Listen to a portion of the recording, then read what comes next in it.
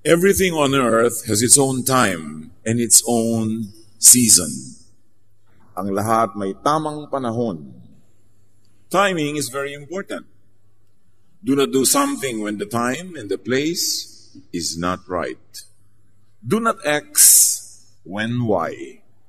Or do not do blank when the time is blank. Father, we thank you that you are God of perfect timing. At ang dalangin namin, Lord, we learn your timing. We become sensitive to your spirit so that we will do the right thing at the right time, in the right way, in the right place. Be our teacher. Be our guide. Take us by the hand so we can have more from life and we can give more to life. Father, be our preacher. Speak to your people. Lead us. In the name of Jesus, your Son, we pray with thanksgiving. Over time, and seeing so many lives lived well or wasted, I have come to terms with 3 sentences what to do with life and in life. Minimize pain. That's very important. There's a lot of pain in life, and if we don't become wise, we could even add pain to what's already painful. So minimize pain. In whatever we do, we ask ourselves, am I minimizing pain? We cannot totally eliminate pain, but we can minimize. Yung bang bad situation, pwede kong gawing better. Yung bang 10 sugat, pwede kong gawing 3 na lang. Yung 10 lugi, paliitin ko maging 3 kalugihan na lang. Minimize pain. Then maximize pleasure. Life is very short. There's inevitable pain, sorrow, unhappiness. So whenever there's the opportunity, we should maximize pleasure and not demonize pleasure, because pleasure is also God-given. And a person who does life in a pleasurable way is worshiping his Creator or her Creator. So maximize pleasure. Pag may kinakain ka, mapapasarap mo pa ba? Pag may tinitirhan ka, mas malilinis mo ba? Mas mapapaganda mo? Pag may kasiyahan, mas mapapasaya pa ba? So you get the most out of life and you give most to other people's lives. And then when you minimize pain and maximize pleasure, do the most good. Yun ang pinakapang-balanse dyan. Because in minimizing pain and maximizing pleasure, we could be doing a lot of evil to other people. So dapat do the most good. Napakaiksi ng oportunidad ng buhay para sayangin sa hindi paggawa ng mabuti. So how do you apply this and how do you actually use time correctly so that you could minimize pain, maximize pleasure, and do the most good? Do not answer when angry. Pag nagalit, pag may narinig na nakakagalit, huwag magsalita muna. May tamang panahon to register your protest. May tamang panahon to correct something wrong. Pero hindi habang galit na galit ka. Proverbs 17:27, the one who has knowledge uses words with restraint. Ang taong marunong ay may pagpipigil ng bibig. May pagpipigil ng salita. Kaya kasabihan ng araw, if you are angry, count 1 to 3. Kasi pag may sinabi ang asawa mo, ang anak mo, nanay mo, kapatid mo, whoever nakakagalit, mayroong kang tendency sumabog agad ng galit din, so sabi count 1 to 3. 1, 2, 3. Because anger is chemistry. Pag may narinig yung tenga mo, tinatransmit sa brain mo na nakakagalit, naiiba ang blood chemistry mo. Self-defense or offense becomes your priority to preserve life or to prevail over an enemy or an opponent. Nagkakaroon ka ng galit. Kasi pag galit ang tao, pataas ang adrenaline, may energy, pwedeng makapatay para magwagi sa digmaan. Pero gusto mo ba talagang patayin ang asawa mo, ang anak mo, kapatid mo? Kahit man lang patayin sa salita, you don't like that. Kaya hindi nagsasalita agad pag nagpantingan-tenga. Yung biglang silakbok ng damdamin, nagalit ka, close your mouth. At sabi nga, count 3. Kung sobrang galit na galit ka, ano daw? Count 10.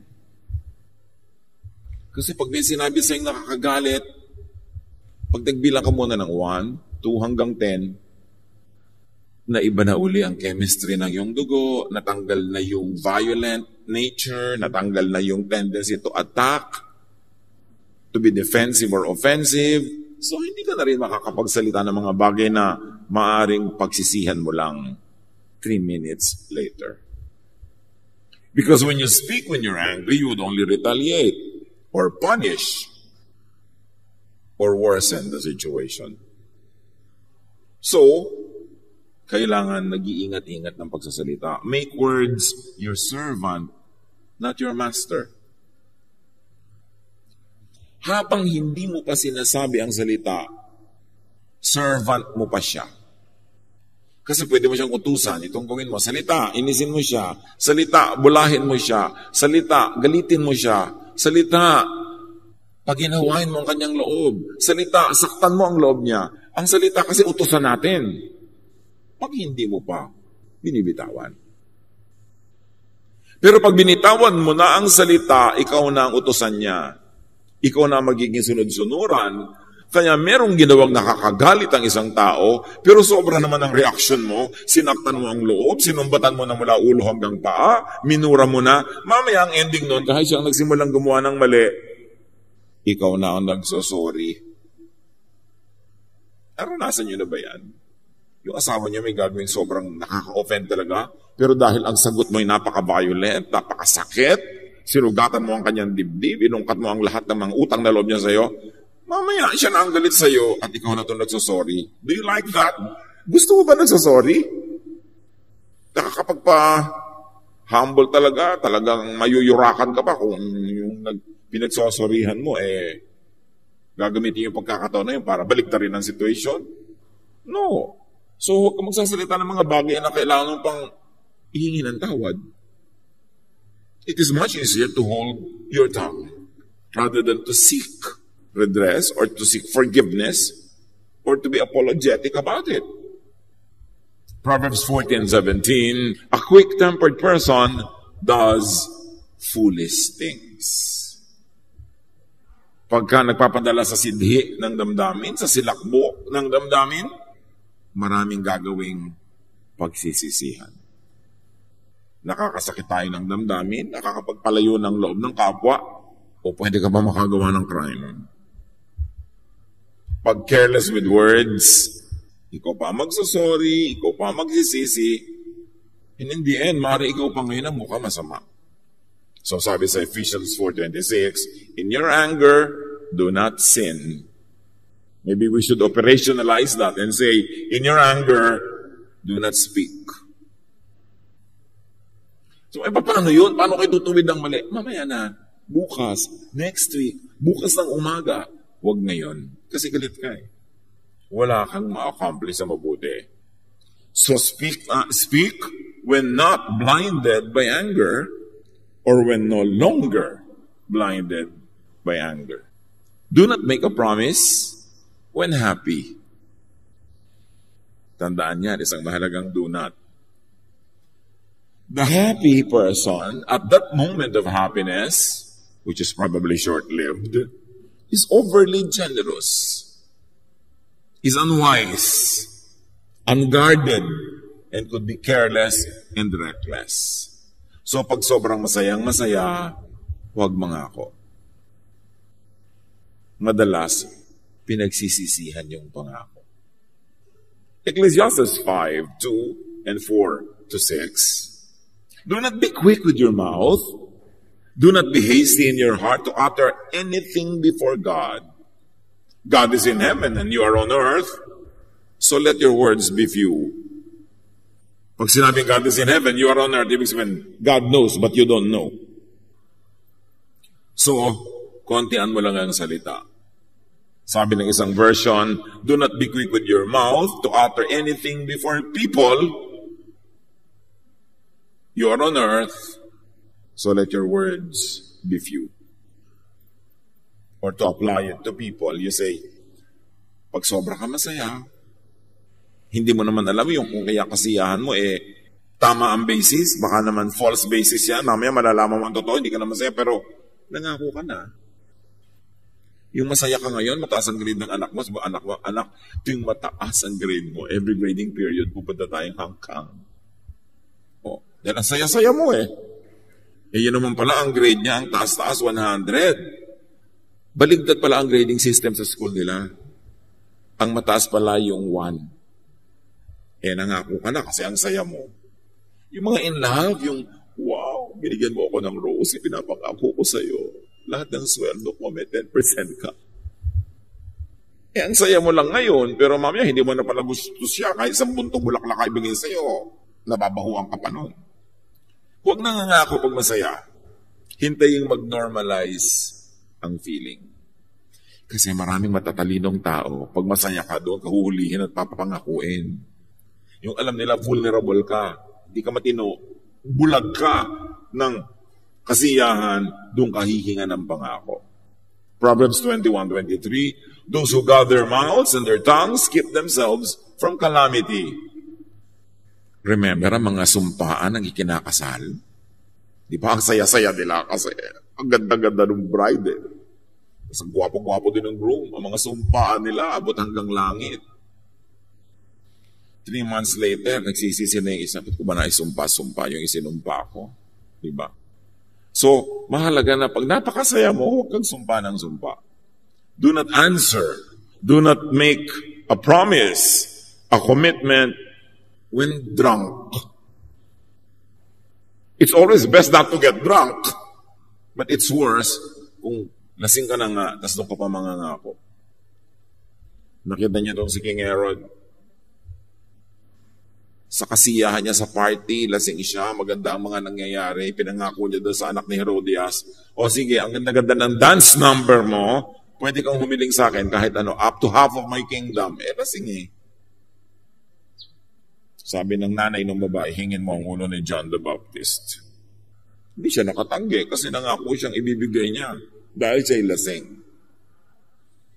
Kaya tatandaan ninyo, iwasang malasing. At kung sakaling hindi na iwasan yon, abay, huwag ka nang mangako habang lasing ka. At mga kapatid, huwag kayong maniniwala sa pangako ng lasing.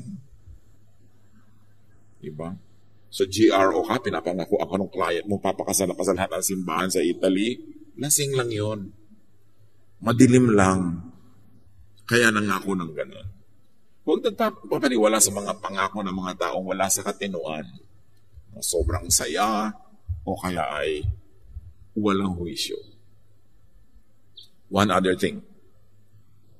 Do not decide when sad. Yung ang lungkot-lungkot mo, kamamatay-matay lang ng isang mahal sa buhay, huwag kang gagawa ng any decision. Isa nagde-decide ka na ipamigay na lang lahat ng naiwan niya kasi nagpapalungkot sa iyo. Paano pag hindi ka na malungkot, ang hihinayang ka na ngayon? Huwag kayo magdedesisyon. The sad is overly skeptical and negative. The sad is close-minded and tend to be very conservative. The sad is blinded by tears. 1 Kings 19:4, sa kalungkutan itong si Elijah, he came to a broom bush, sat down under it, and prayed that he might die. I have had enough, Lord, he said. Take my life. I am no better than my ancestors. At dahil malungkot siya, depressed siya, ang baba ng pagtingin niya sa sarili, sinasabi niya sa Diyos, bawiin niyo ng buhay ko, patayin niyo na ako, ayoko nang mabuhay pa. Yung pala, gutom lang. Kasi nung nakakain, nakatulog, nakainom, lumakas muli at gusto na namang mabuhay. Do not destroy yourself when sad. Alam niyo yung mga nalulungkot, yan yung mga naglalaslas ng pulso, humihiwa ng mga ugat nila sa leeg, mga nagbibigti, tumatalon sa building, kasi malungkot. So pag malungkot kayo mga kapatid, iwasan niyong mapag-isa. Kasi bubulong-bulungan kayo ng mga demonyito sa loob ng inyong utak na sirain niyo ang inyong sarili.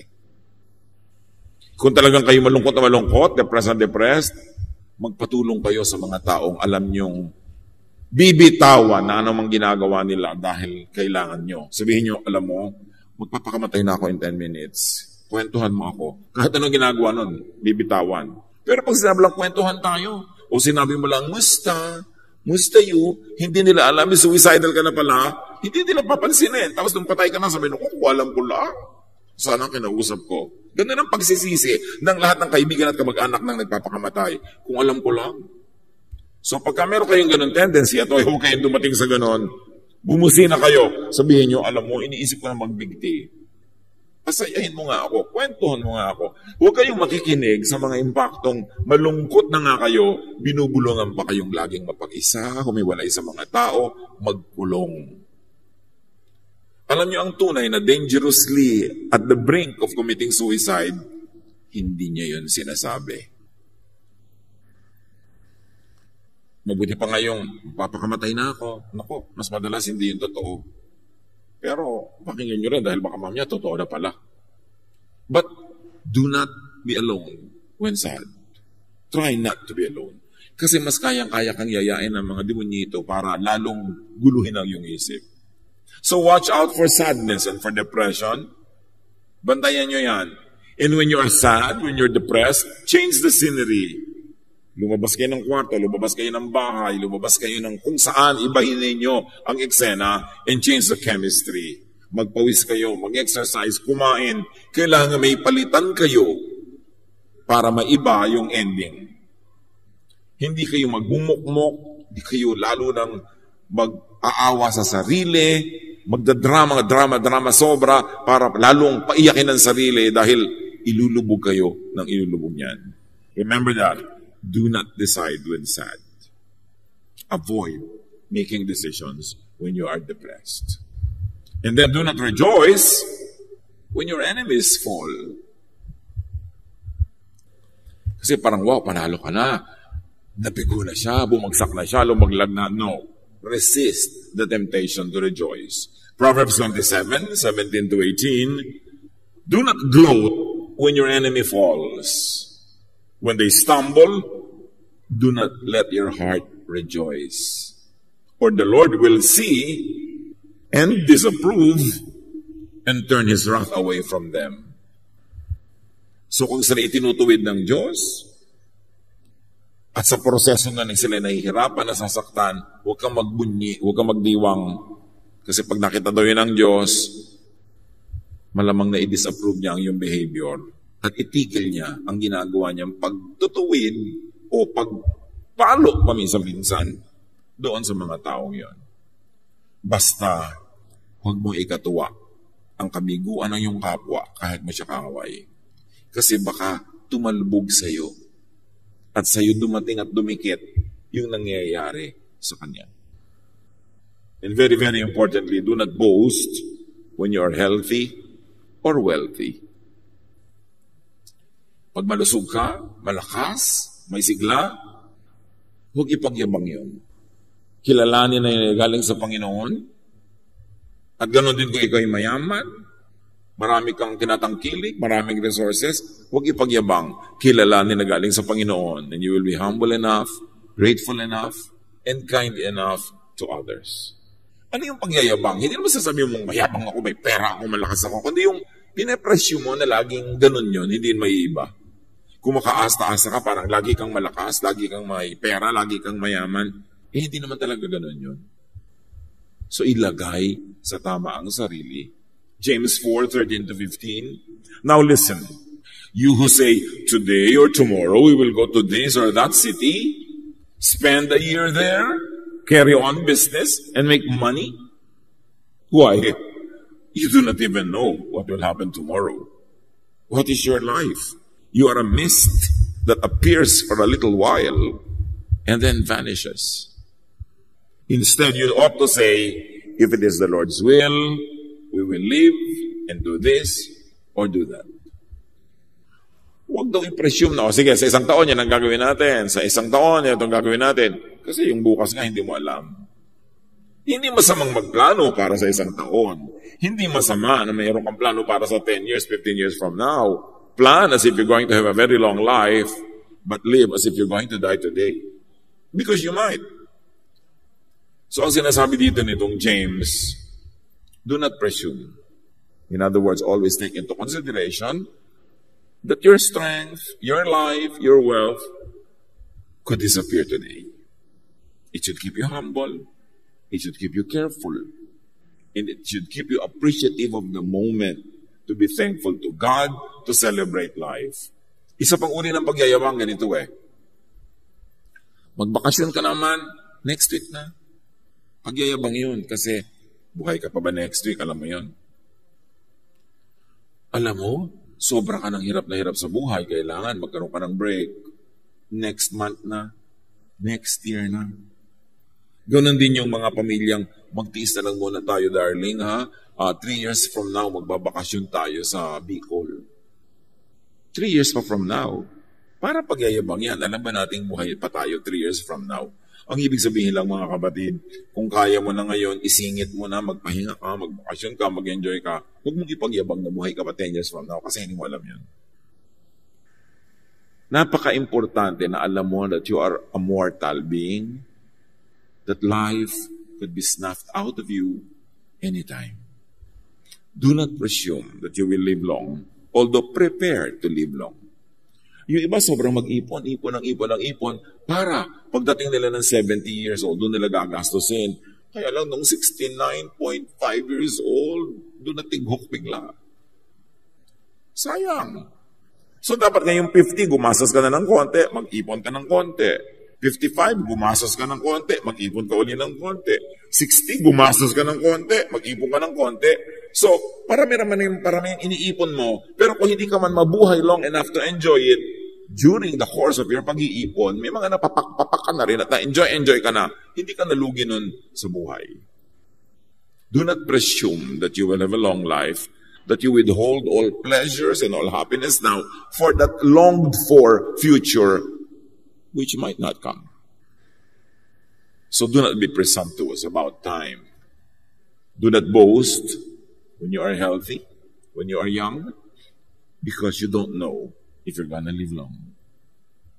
Ecclesiastes 3:1, everything on earth has its own time and its own season. And because you don't know when the time of death is, always keep in mind that it could happen mamaya. And because it could happen mamaya, you should do now to minimize pain, maximize pleasure, and do the most good. Hindi ka biglang namatay mamaya, bukas hindi ka rin namatay, hindi ka naman lugi. If you minimize pain, maximize pleasure, and did the most good today, tomorrow, or next week, or next year, kahit gawin ko yun araw-araw in the next 50 years, hindi ka naman lugi. So what's wrong with that? But to maximize all the pain now, so that you could maximize all the pleasure next week, yun ang presumptuousness. You don't know. So be sensitive to time. Be sensitive to context. Ano ba yung nangyayari sa paligid? Makiramdam. Proverbs 15:23, giving the right answer at the right time makes everyone happy. But remember, in giving answer, sometimes speech is silver and silence is gold. And sometimes the best speech is silence. Kung wala ka rin lang matinong masasabi, wala kang siguradong tamang masasabi, ang pinakamabuting gawin is to be quiet.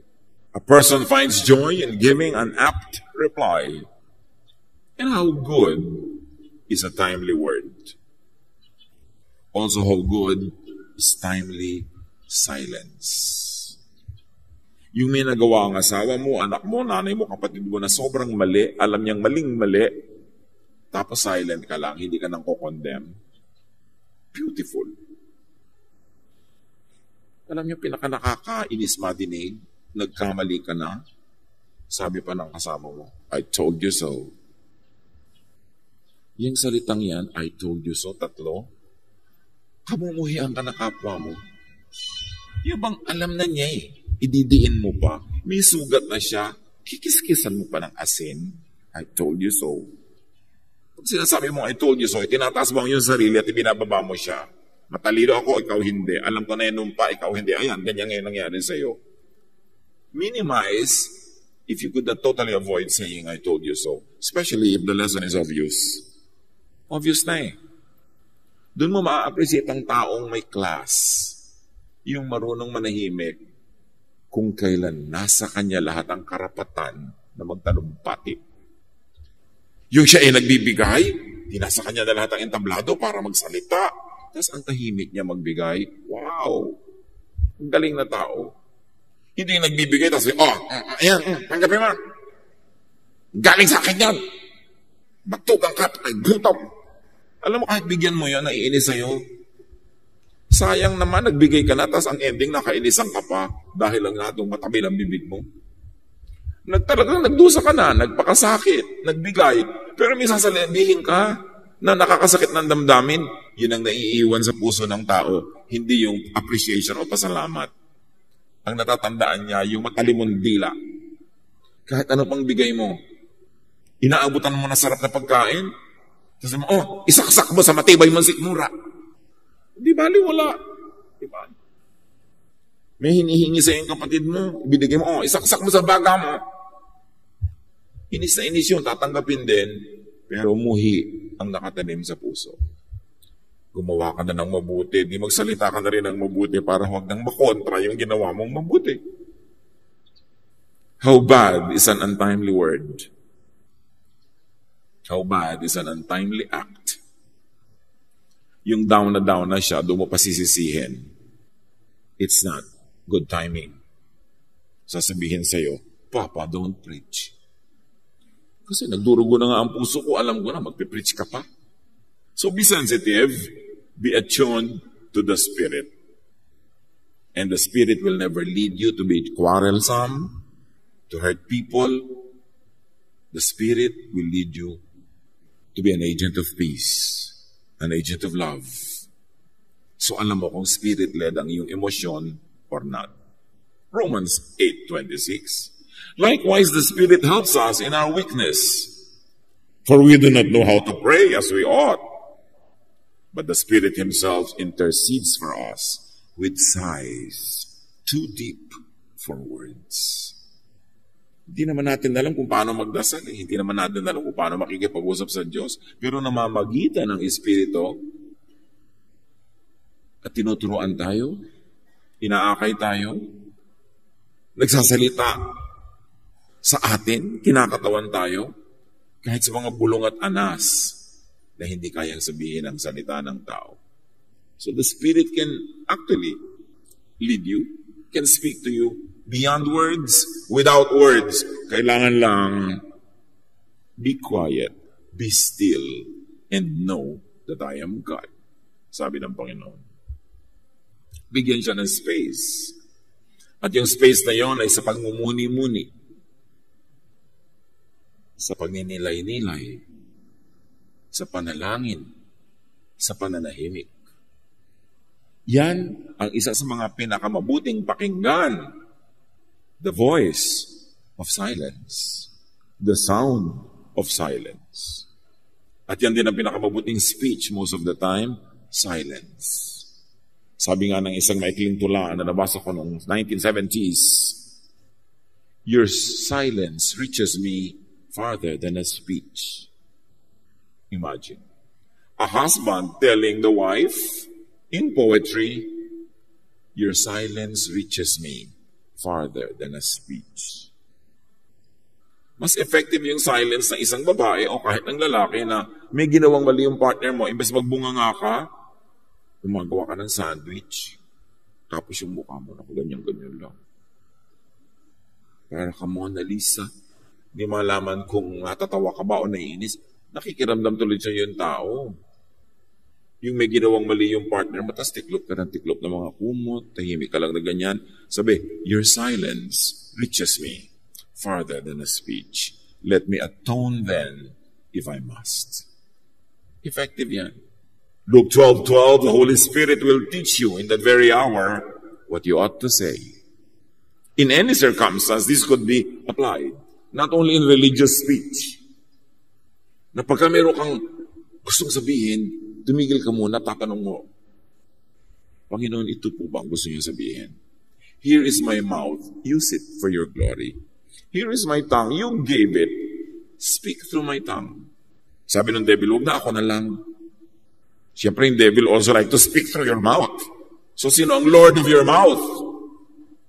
Dahil kung sino ang pagbigyan mo sa oras na yon will determine if you'd be happy or sad.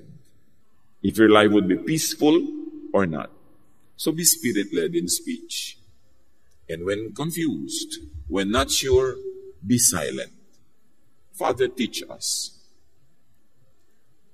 Teach us correct timing. Sa ginagawa namin na tama ang oras, tama ang panahon, tama ang timpla, dahil kayo'y Diyos ng pagiging tama. Teach us to be sensitive to hear your voice, to listen to you, na ang buhay namin, Lord, we can minimize pain, maximize pleasure, and do the most good. Pagbulay-bulayan sumandali, pag-isip-isipan, in silence, and let the Spirit of God finish this message for you in a very personal way.